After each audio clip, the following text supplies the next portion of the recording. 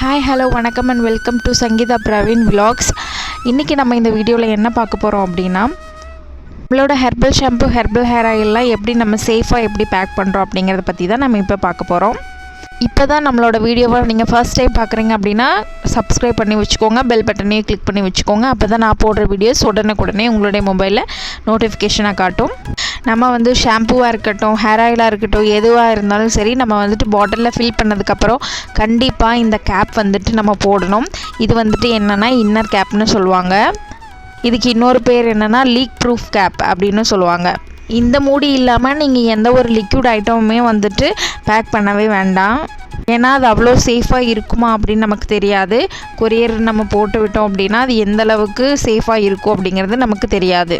இதை போட்டு பார்த்ததும் இல்லாமல் நம்ம செக் பண்ணியும் பார்த்துக்கணும். ஏன்னா அது லீக் ஆகுதா என்ன அப்படிங்கிறத நமக்கும் அது தெரியணும். அதுக்காக நம்ம செக் பண்ணியும் பார்த்துட்டு அதுக்கப்புறம் நம்ம மூடி போட்டுடலாம். இது போட்டாலே உங்களுக்கு நல்லா சேஃப்டியாக இருக்கும். ஆனால் இது பத்தலை அப்படிங்கும்போது நீங்கள் என்ன பண்ணலாம் அப்படின்னா, அந்த மூடி மேலே டிரான்ஸ்பரன்ஸ் டேப் இருக்கு இல்லையா, அந்த டேப் கூட நீங்கள் போடுங்க. ஆனால் நல்லா டைட்டாக போட்டுறணும். போட்டிங்க அப்படின்னா அது லீக் ஆகாது. அதுக்கப்புறம் நீங்கள் எப்பவும் போல் உங்களுடைய லேபிள் ஒட்டிட்டு அதுக்கப்புறம் நீங்கள் பேக் பண்ணி கொரியரில் போட்டுடலாம்.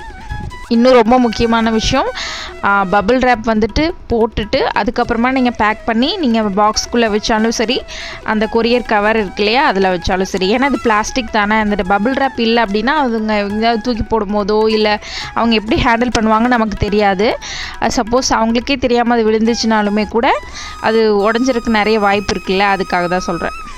பேக் பண்ணும்போது அதில் நல்லா டைட்டாக இருக்கிற மாதிரி இந்த பாட்டில்ஸ் எல்லாமே ஒன்றோடு ஒன்று இடிக்காமல் இருக்கிற மாதிரி பேக் பண்ணுங்கள். அது ரொம்ப ரொம்ப இம்பார்ட்டன்ட். அதுக்கு ஒரு டிப்ஸ் ஒன்று சொல்கிறேன். அது என்னென்னா, இந்த 4 பாட்டிலையும் சேர்த்து ஒன்றா டேப் போட்டுருங்க. டிரான்ஸ்பரண்ட் டேப் போட்டால் கூட ஓகே. போட்டுட்டு அதுக்கப்புறம் நீங்கள் வைங்க. ஏன்னா அது ஒன்றோட ஒன்று இடிக்காது. உங்களுக்கு கேப் இருக்கும்போது என்ன ஆகும் அப்படின்னா ஒன்றோட ஒன்று இடிக்கும்.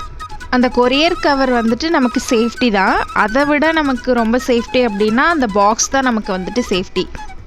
முடிஞ்ச வரைக்கும் பாக்ஸே போட்டு கொடுக்கறதுக்கு ட்ரை பண்ணுங்கள். இந்த வீடியோ உங்களுக்கு யூஸ்ஃபுல்லாக இருந்தது அப்படின்னா லைக் அண்ட் ஷேர் பண்ணிக்கோங்க. நம்மளோட சேனலை சப்ஸ்கிரைப் பண்ணி வச்சுக்கோங்க. நம்மளோட சேனலில் skin care hair care videos நிறைய போட்டிருக்கேன். வேணும்னா ஒரு தடவை விசிட் பண்ணி பாருங்கள். இந்த வீடியோ உங்களுக்கு பிடிச்சிருந்தது அப்படின்னா லைக் அண்ட் ஷேர் பண்ணுங்கள். மறக்காமல் கமெண்ட் பண்ணுங்கள்.